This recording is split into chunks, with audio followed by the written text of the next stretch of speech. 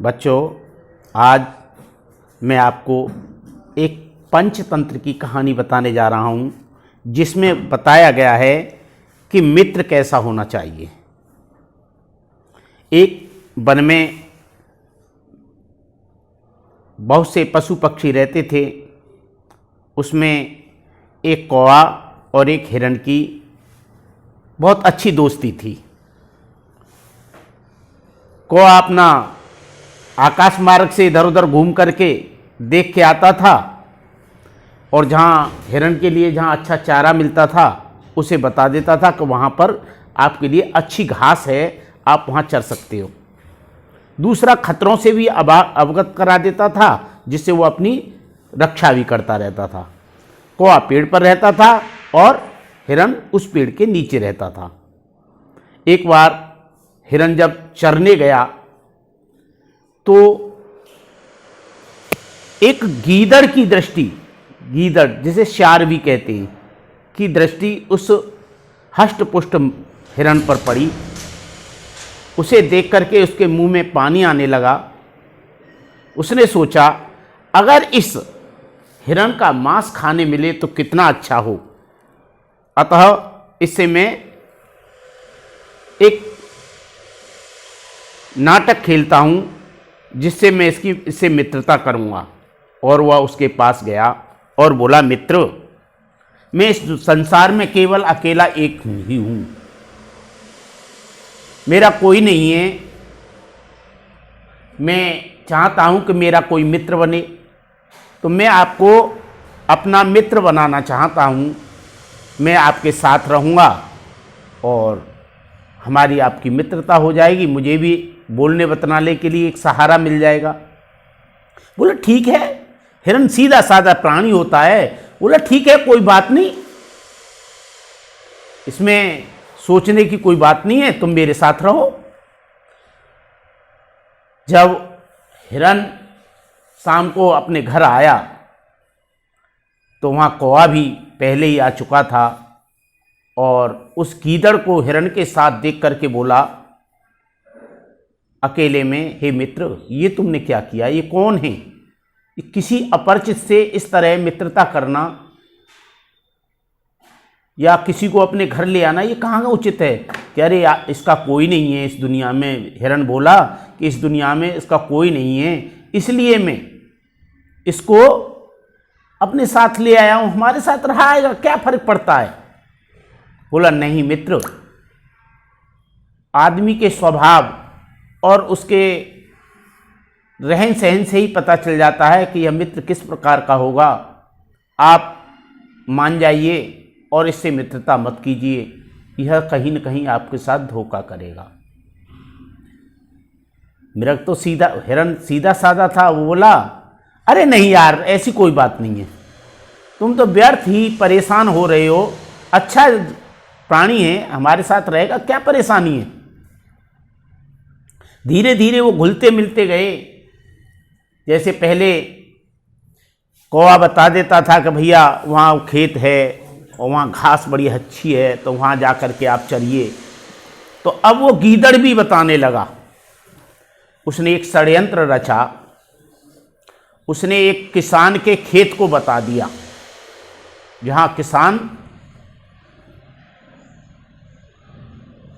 अपना खेत की रखवाली दिन में करता था, और बता दी उसे कि वहाँ पर बहुत अच्छी फसल है और खाने से आपको और अच्छा स्वादिष्ट भोजन मिल जाएगा। हिरण भी उधर जा कर के एक दो दिन खा के आया। जब किसान ने देखा कि यहाँ तो कोई जंगली पशु हिल गया है और मेरी फसल को इस तरह नष्ट कर देगा, तो उसने खेत के चारों ओर जाल लगा दिया। जब अगली बार हिरण वहां पर उस खेत में पहुंचा तो वह जाल में फंस गया और वहीं पर गिर पड़ा। गीदड़ भी बड़ा चतुर था, वो भी झाड़ियों में पीछे जा करके छुप गया कि जैसे ही किसान आएगा और इसे मार मूर के इधर फेंक देगा तो मैं इसका मांस खाऊंगा। लेकिन उसका मित्र कौवा बहुत परेशान हो गया। जब शाम को वह नहीं आया हिरन, तो उसने चारों तरफ घूमते हुए उड़ करके पता किया कि मेरा मित्र गया कहाँ। तो उसने देखा कि मित्र एक खेत की मेड़ पर और जाल में फंसा हुआ पड़ा हुआ है।